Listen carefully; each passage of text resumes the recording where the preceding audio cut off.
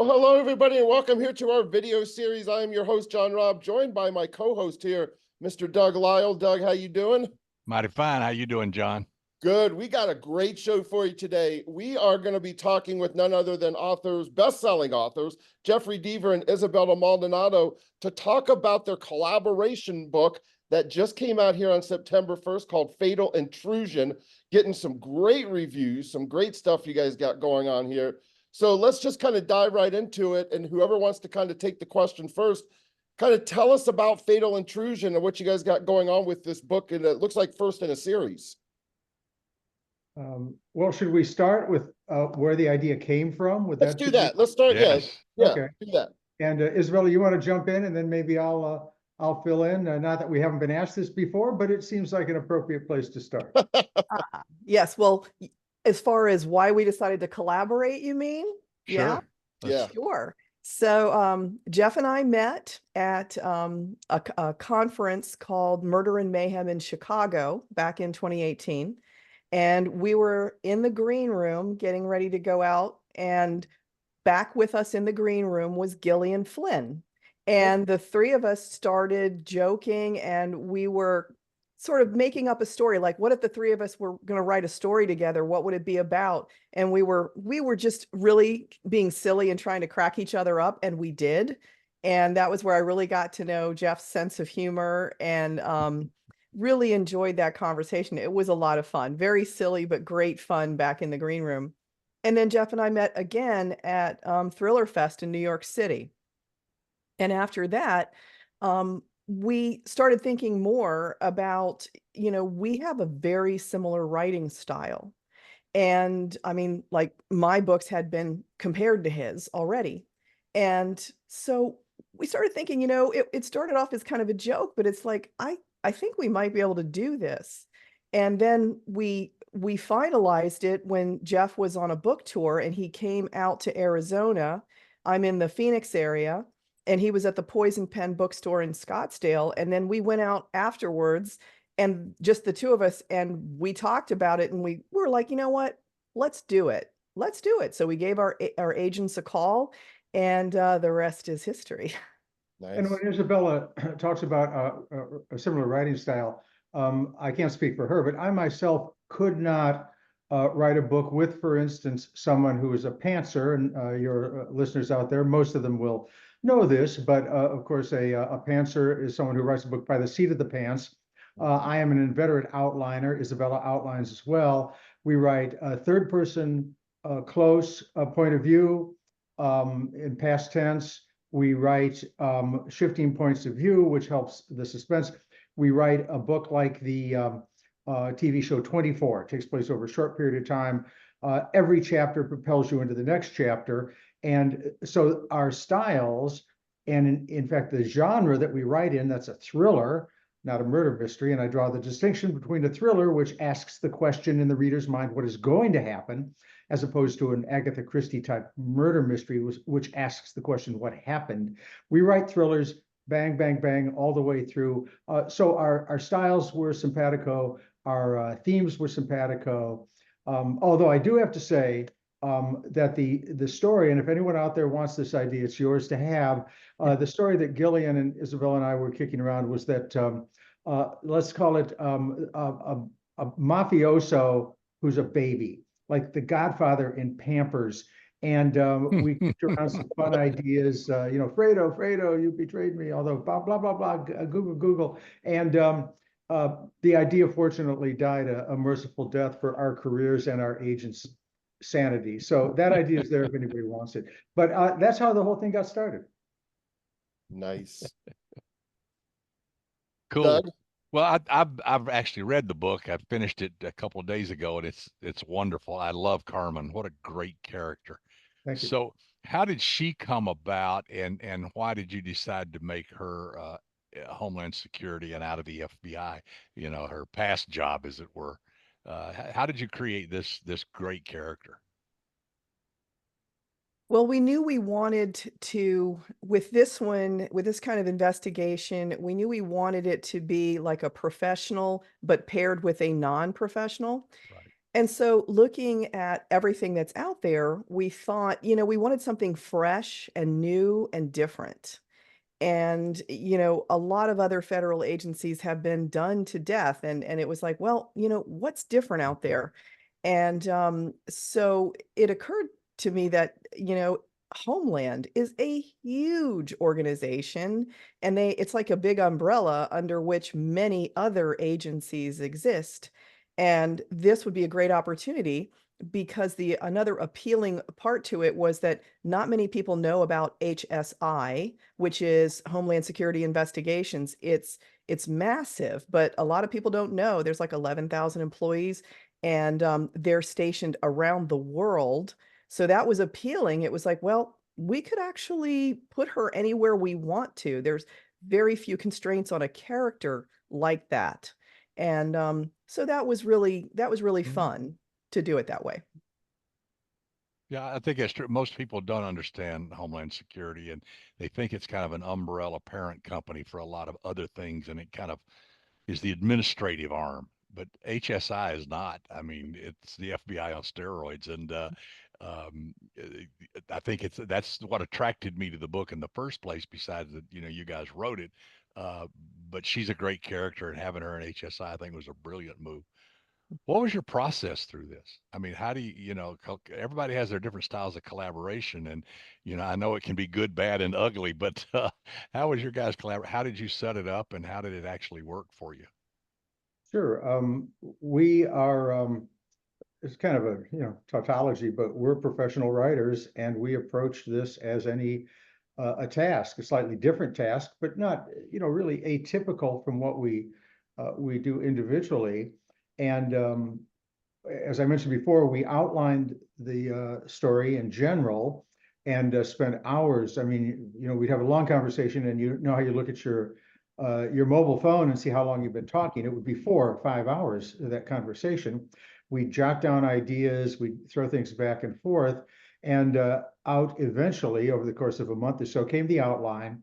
And it was, I don't recall how many pages it was, maybe 40 or 50, but it did break down into about 50 chapters. And then we, again, as I mentioned, we write from shifting points of view. And we just kind of decided, well, who was going to write this? Now, generally, Isabella wrote the majority of the Carmen point of view chapters. I wrote the majority of the Jake, Jacoby Heron chapters. He's the civilian who has a kind of a fraught history with her, and they got together to track down this bad guy in Southern California. And but we shifted back and forth. I wrote some Carmen chapters. She wrote some Jake chapters. We both got into the head of the bad guy and other characters. I mean, it's populated by about probably 10, not main characters, but people with speaking parts. But then, very, very important, if anyone out there is thinking about co-writing, you declare what we declared, a no ego zone. We gave each other the writing we had done with the understanding, well, not the understanding, but almost the hope that it would be torn apart. It would be edited. We would be called out on things that we took for granted and vice versa. And as a result, well, it was a very, very enjoyable process. We had a lot of fun doing it. No bruised egos whatsoever, because egos didn't even enter into it. And so over the course of the probably 2-3 months it took us to write the book, the styles blended. And so, I said to Isabella once, that's a great line you wrote. And she said, no, you wrote that. And vice versa, the same thing happened. We just lost track of who had written what. So it's a seamless novel that is, again, not atypical from what we do individually, but together, I don't know, I think there's kind of a gestalt. I think it's almost, I'd say it's better than the Coulter Shaw series. It's better than the Lincoln Rhyme series because it brings up, a true depth of character to the plots, our nonstop plotting. That was one of my questions too. When you guys decided to kind of get together, did you decide we're going to do a series over a standalone, or did you just decide at the story first and then realize, you know what, this is probably going to be a series? Which was kind of first, the chicken or the egg in this aspect? We knew we wanted to write a series to begin with, because I mean, that is what we do. And it sold as a 2-book contract. Oh. So, and by the way, in a preempt. So people were, and on spec. Right. I was going to say, they didn't Yeah. even know what you're going to have, I right? know, yeah, on spec as a Wow. preempt. So the publisher, our publisher, Thomas and Mercer, they were so excited about this book. That's why they wanted to do a preempt. I mean, they were all over it. And the nice thing is, I mean, I have published several books with them, and Jeff has published short story collections and Amazon originals and things like that with them. So they were very familiar with our work. And I remember the acquiring editor telling me, she's like, what we really love is the idea of the synergy between the two of you, because we know you're writing. This is going to be gold. Mhm.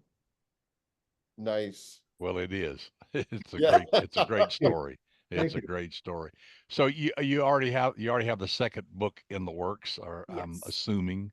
Yeah, if Yeah. I were clever enough to take the, the little Logitech camera, I'm pointing at it right now, off my, the back of my laptop and point it down, you would see, well, first of all, you'd see all the keys I've broken off because I have a very heavy hand. But I know, I touch type, so I know where they are. But that is in the works, the book titled The Grief Artist, out September, a year from now. And shameless self-promotion, of course, because we're authors. You can pre-order it right now. Wow. Now, are you using Southern California as the setting for all the series, or is it going to be moved around? The second one is set in Southern California, largely because that's where that division, HSI's International, is set. But that's only because it was important to get the story kind of up and running. It's taken off now, and it can move anywhere. And we haven't really talked about where the rest will be set. I mean, I hope the south of France figures at some point and legitimately Nice deductible. research. You got to go do book research. Absolutely. Yeah. Well, so this one was about a serial predator killer. The second one, what arena is it dealing with? What that HSI might get involved in? How Yeah, much can we give away? Well, don't give away too much. But I mean, whether if it's like trafficking, whether it's like drugs, whether it's like whatever, you know, because let's I just know say HSI gets involved in everything.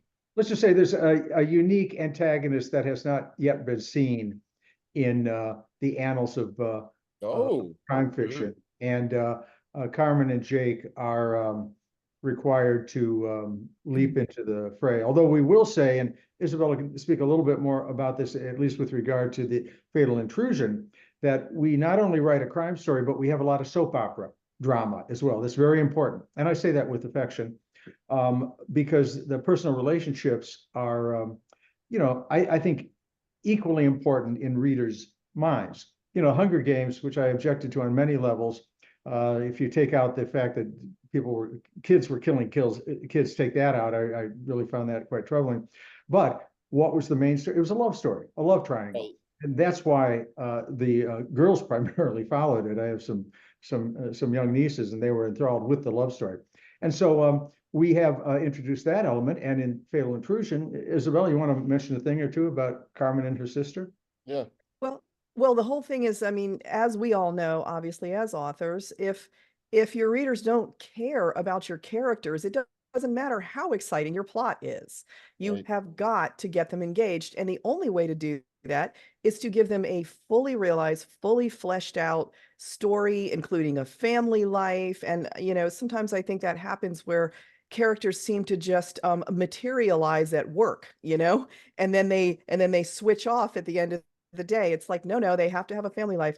So there is a deeply conflicted family situation between Carmen and her younger sister, Selena. And that becomes, in many ways, it kicks off the plot. And then at that point, they need to deal with that. And all the way through the book, they're dealing with the ramifications of it. And, we're picking it up in book 2. Nice. Well, So And speaking the other, go ahead, John, please. no. Finish, Jeff. Go ahead, please. The other main character, we haven't talked too much about him. He's a very quirky fellow. He was by profession, he is a penetration tester, a pen tester. And that's an individual most often with a computer background. And Jake was a black hat hacker, except he black hat hacked, if you can say that 3 times quickly, bad guys like CEOs who were nefarious, abusing their employees or cheating on their taxes. And he busted them. It was still illegal. He should not have been doing that, but he was kind of a Robin Hood sort of character. But now he's gone to the white hat hacking side, and he's a penetration tester. And that means he's hired by corporations or governments or government agencies or even individuals to try to break into their computer systems and see where the vulnerabilities are, and actually break into their physical facilities too. See if he can tunnel under the radar systems of a government contracting corporation. But Jake's big deal is that he's a crank, and the thing that he's cranky about is intrusion. And in fact, he's a self-proclaimed intrusionist, and he spends his daytime hours when he's not working for Homeland Security investigations as a civilian consultant, lecturing about the dangers of intrusion from government, ironically, some of his own clients, but government, corporations, and then personal intrusion too. We have a little riff in the book on domestic abuse, and that is a form of intrusion. You fall in love with somebody, and that's, certainly your lives come together. That's a good thing, but then sometimes that steps over the boundary into your personal space, often with bad results. So that's what Jake is all about. And so he's the one who, as Isabella and I have kind of defined him, who does not color within the lines, whereas Carmen Sanchez, a sworn police officer, does color within the lines. And you can imagine the conflict that causes throughout the book, because nobody can rest easily in one of our books. Character is a thing that's what I was going to ask. I was going to ask each of you, which of the secondary characters did you kind of felt had a bigger voice than you thought was going to happen when you were outlining the book, and all of a sudden they kind of migrated a little further than you thought they were going to do? Did any surprises in those secondary characters? And Isabella, I'll ask you first. Mm-hmm. Yeah, well, Dennison Fallow, that is the villain of the piece, and he became more and more deeply fascinating as we went on. And it was kind of fun because, I think that a lot of people misunderstand the whole outlining thing. It's not, we didn't chisel the outline in stone. We left ourselves the ability, and we did do this as we went, to sort of flesh out more, or be like, wow, what if this was kind of what really drove him to be who he is? And the more we got into it, then we would just add to the outline. As Jeff said, it may have started out with about 50 or so chapters, but the book itself ended up being like 81 chapters. So that tells you that we just kept adding to it. And it was a process of accretion as we went. It's still a creative thing. I think that, again, people don't quite get the whole outlining, but Dennison Fallow became one, and we both wrote chapters in his point of view. And he's a fascinating person. We kept on in our minds, if not written up on our computers, the very important maxim, and we throw this out to any the many crime writers out there, that remember, the villain is the hero of his or her own story. Right. And when they wake up in the morning, they don't twirl their mustache and say, oh boy, I'm going to do something really evil today. They say, I'm going to fulfill what fate has put me on earth to do. And the same way a police officer would say, I'm doing what God or fate put me on the earth to do, fulfill that destiny. And it was great fun. And people, we get this question: was it hard to dwell in the darkness, in the mind of evil? And basically, no, we make this stuff up, and we want to make sure it's credible. And then, but at the end of the day, 5 o'clock, it's time for a beer. We just sit back and then think about what's going to come tomorrow. Well put. Well put. I'm assuming you guys are also, besides this collaboration in this series, are working on other stuff of your own. How does that conflict of time and working together? And do you have to change your mental attitude when you jump back over to your work or is your collaboration so close and y'all so similar that it's seamless there also? Well, Jeff, I think your slate is the most full. So why don't you talk about Yes. he's I'm, doing everything. Yeah. I am writing, there's a TV show on CBS called Tracker, a crime show Sunday night, the #1 show in America, not thanks to me. I basically sold Ken Olin and Justin Hartley and a whole bunch of good people, the idea for Coulter Shaw and my book, The Never Game, although it's kind of based on the whole series. And so, of course, fans are demanding that more of that book. I just am, in fact, if I could do my camera again, the other split screen is the copy edits for that, which are there. And then I also have enjoyed writing, as Isabella was mentioning, Amazon Original. It's an organization within the umbrella organization Amazon Publishing called Amazon Original Stories, and I do novellas and short stories for them. That's anywhere from about 25,000 words up to 60,000 words. I do 2 of those a year, and I'm going to be proofreading that. I just love those. I love short fiction. It's to me, it's just absolutely exhilarating. And so that's kind of my time. And then I'll be starting the new Lincoln Rhyme book. You know, the character who was introduced in The Bone Collector, and that's well, you know, it's funny, and I do say to put on my professorial hat for a moment. You know, I tell my students, you write something in fiction, you put it out there with the characters, you know, compelling. If he or she is compelling to one person, that flips a switch. You are now responsible for that reader's happiness. And you damn well better get your rear end in that chair and keep writing that character. I mean, ideally, you would like, you know, 10, 20, 100,000 people to love that character. But, you know, nobody forced you to write. If you do write, create that character, get out there and produce it. Now, Isabella, let's switch to you, who are in the midst of, I think you're in the midst of series right at the moment. Yeah. I have my own stuff going on too. And yeah, if we could split the screen, very much like what Jeff is talking about, you know, on one side, you would see I'm working on chapters for The Grief Artist, which is book Sanchez and Heron book 2. And on the other side of the screen, you would see that I am in final edits, final like cold read edits for the next book in my Danny Vega series. That is going to be published in January. So next year I'll have 2 books coming out, you know, the Danny Vega series book 3 in January, and then Sanchez and Heron book 2 in September.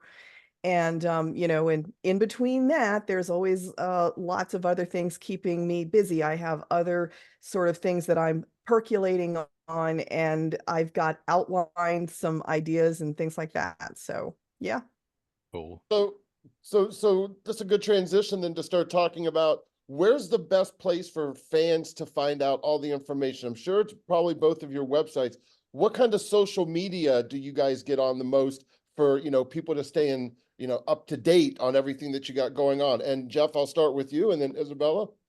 Yeah, it's the classic, the standards: Meta, Instagram, X or Facebook, X or Twitter. Less that now, understandably. You know, the controversy, of course, I'm a little circumspect about that because it's can be a bit fraught. But also it's less efficient than it used to be. I'm on Threads, but that's not quite so popular now. Basically, you know, Facebook /Meta and Instagram and my website.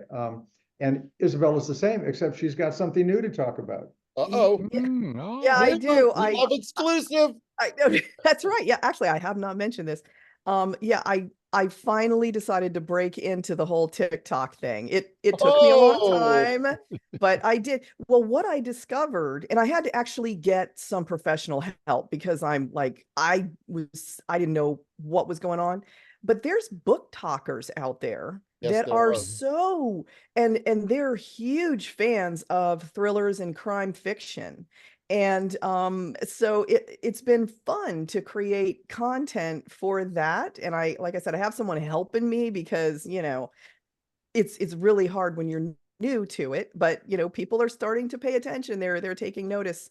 And then some of that stuff is also cross-pollinating with Instagram, because there's these bookstagrammers that also are huge fans, and they really, one of the things that convinced me to try TikTok was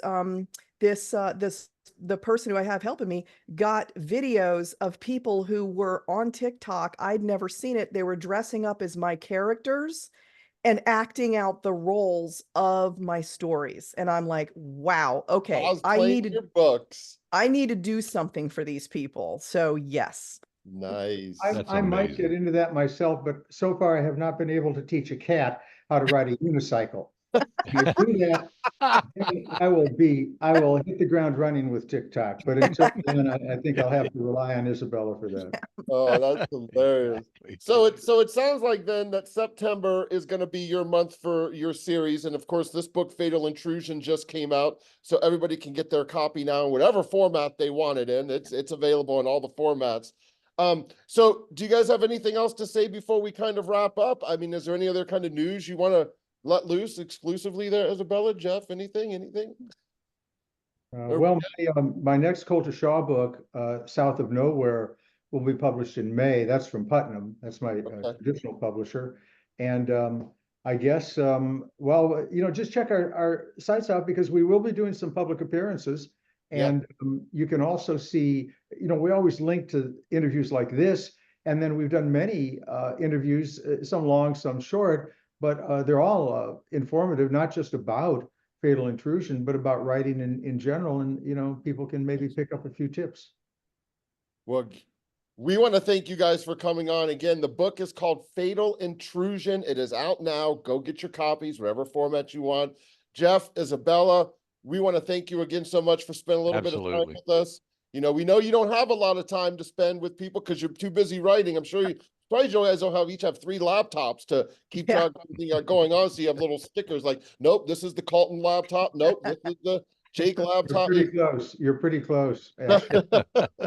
All right. So again, everybody, thank you so much. Enjoy. And we wish you nothing but the best. Thank you both. Thank you. Thank you both.